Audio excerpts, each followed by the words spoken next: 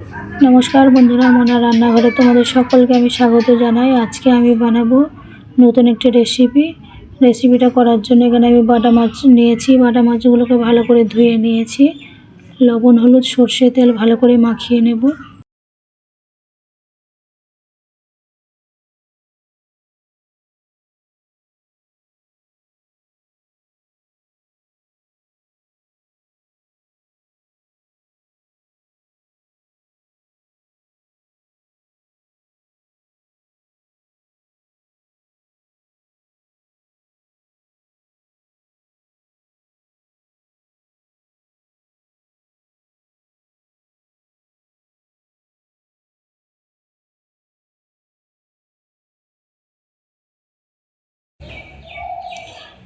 কড়াই বসিয়ে দিয়েছি।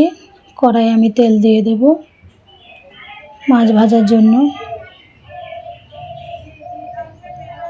মাছগুলোকে আমি কড়া করে ভেজে নেব ভালো করে।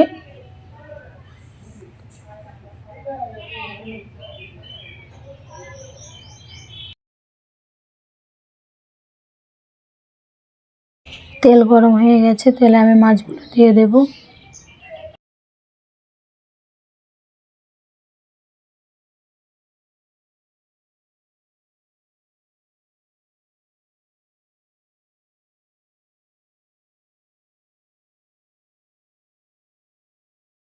মাছগুলো আমার এক সাইড ভাজা হয়ে গেছে, আমি উল্টে দেব।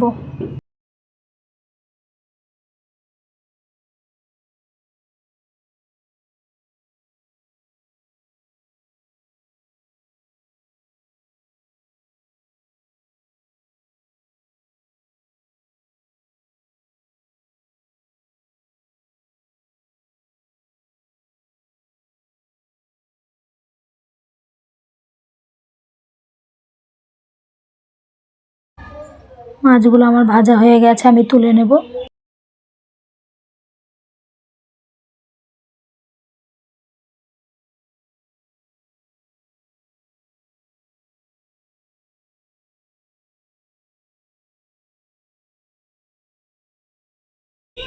মাছগুলো আমি তুলে নিয়েছি।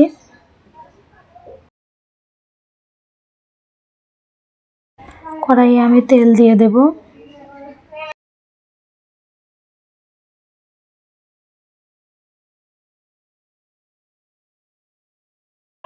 আলুগুলোকে আমি ভেজে নেব।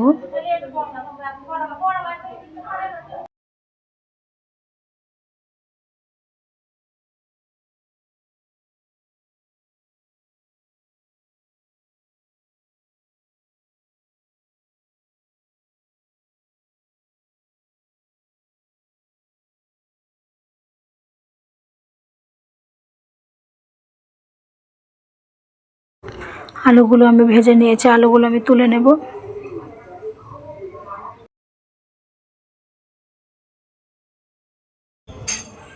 এই তেলে আমি রান্নাটা করে নেব। একটা বড় সাইজে পেঁয়াজ কেটে আমি রেখে দিয়েছিলাম, পেঁয়াজটা দিয়ে ভালো করে ভেজে নেব।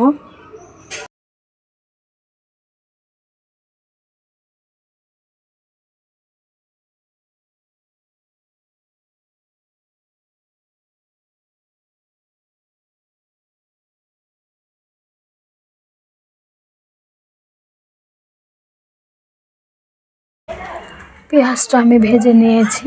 এর মধ্যে হাফ চামচ কাঁচা লঙ্কা বাটা, হাফ চামচ আদা রসুন বাটা দিয়ে মশলাটাকে ভালো করে ভেজে নেব।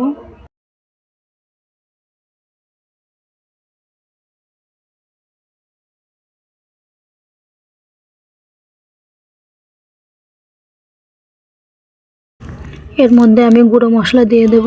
হাফ চামচ হলুদ গুঁড়ো, হাফ চামচ জিরে গুঁড়ো, হাফ চামচ গুঁড়ো লঙ্কা দিয়ে মশলাটাকে ভালো করে কষিয়ে নেব।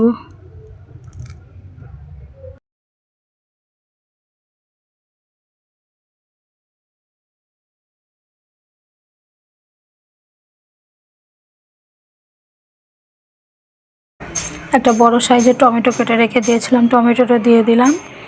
হাফ চামচ লবণ দেব। ভালো করে মশলার সাথে টমেটোটাকে কষিয়ে নেব।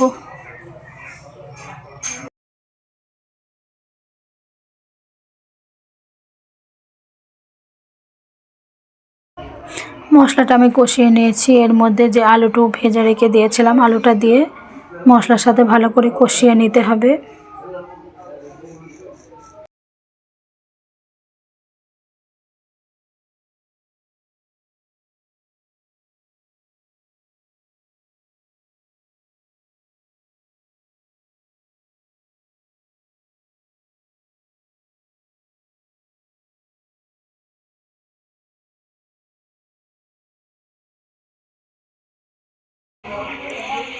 সব কিছু ভালো করে কষিয়ে নিয়েছি। এর মধ্যে আমি জল দিয়ে দেব। বেশি ঝোল রাখবো না, তাই জলটা খুব বেশি দেব না।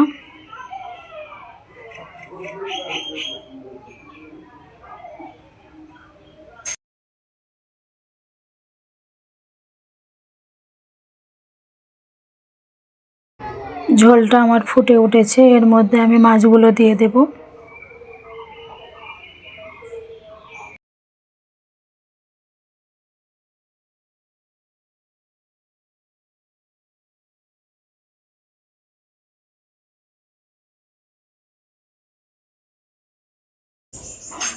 দশ মিনিটের জন্য আমি ঢাকা চাপা দেব। তরকারিটাই করে নেব। 10 মিনিট হয়ে গেছে, তরকারিটা আমার রেডি হয়ে গেছে।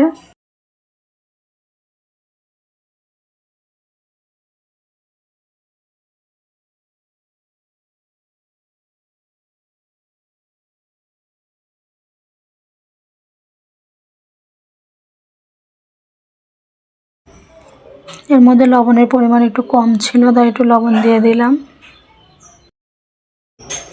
তরকারিটা আমার হয়ে গেছে। আপনাদের কাছে যদি ভালো লেগে থাকে একটি লাইক শেয়ার করবেন এবং অবশ্যই করে আমার চ্যানেলটি সাবস্ক্রাইব করে দেবেন। ধন্যবাদ।